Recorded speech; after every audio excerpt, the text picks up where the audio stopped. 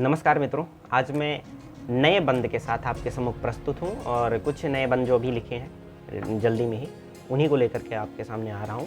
तो पहला है कि प्रेम का मर्म हमने लिखा तो सही, राह कठिन था उस पर चला तो सही, हार कर भी मैं जीता हुआ हूँ प्रिय, हार कर भी मैं जीता हुआ हूँ प्रिय, तुम जियो अपना जीवन खुल के सही, तुम जियो अपना जीवन खुल के सही।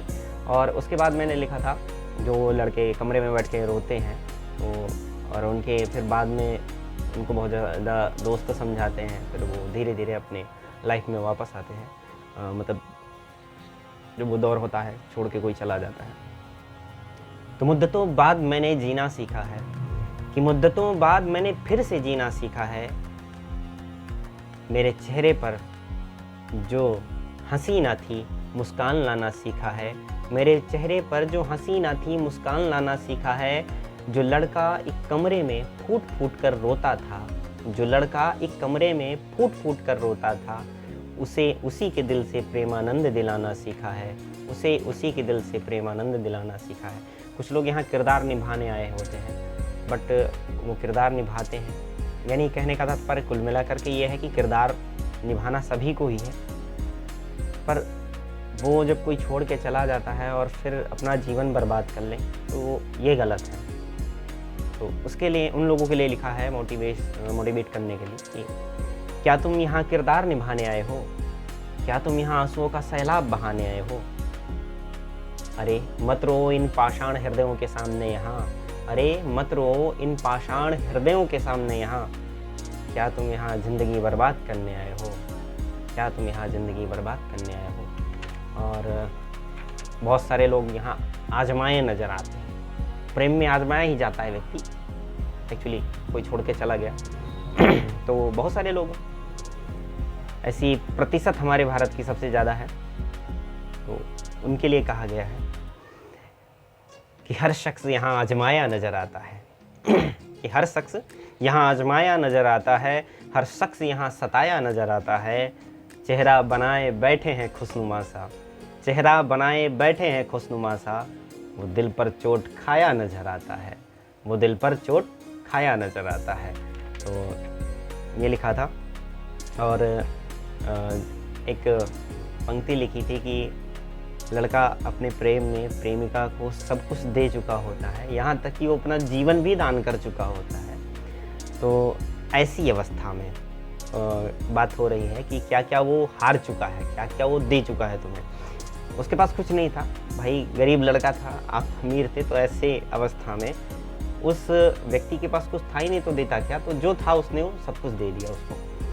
तो उस अवस्था के बारे में है कि क्या होता है कि मन हारा है तन हारा है, अब क्या हार न बाकी है, दिल हारा है उम्र भी हारी, अब क्या हार न बाकी है, दे डाला सब कुछ तुमको है, मेरे पास क्या शेष रहा, हार गए तेरी चौसर पर, अब क्या हार न बाकी है, हार गए तेरी चौसर पर, अब क्या हार न बाकी है।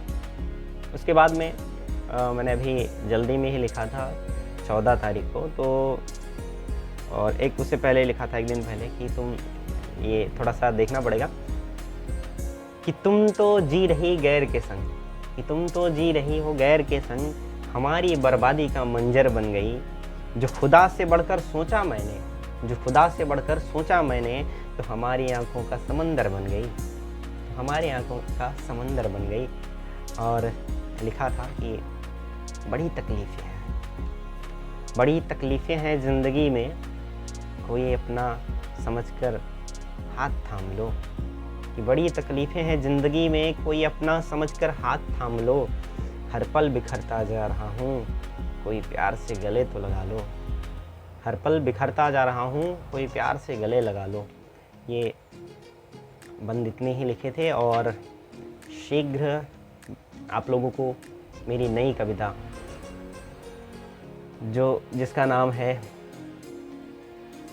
नाम बाद में बताऊंगा, चलो उसी दिन बताएंगे जिस दिन यूट्यूब पर डालेंगे। और आप सभी लोगों को शीघ्र ही देशभक्ति की एक गीत, देशभक्ति गीत जो लिख रहा हूँ। और मैंने कई सारे उसमें जो हमारे पूर्वज रहे हैं, चंद्रशेखर आज़ाद जी, अन्य लोग रहे हैं, उन सभी का उसमें थोड़ा थोड़ा विवरण, या फिर उन सभी के जो बलिदान है, उन सभी का मतलब जो बलिदान हुआ और उन्होंने दिया है, तो उस पक्ष को लेकर के उसको लिखा जा रहा है। और हम लोग उनके लिए क्या कर सकते हैं, ये बात भी उसमें कही गई है। तो प्रयास मेरा है, आप सभी का आशीर्वाद और सस्नेह चाहिए, जिससे और अच्छा लिखने का प्रयास हो सके। तब तक के लिए धन्यवाद। राम राम, नमस्ते। जय तो संस्कृतम, जय तो भारतम।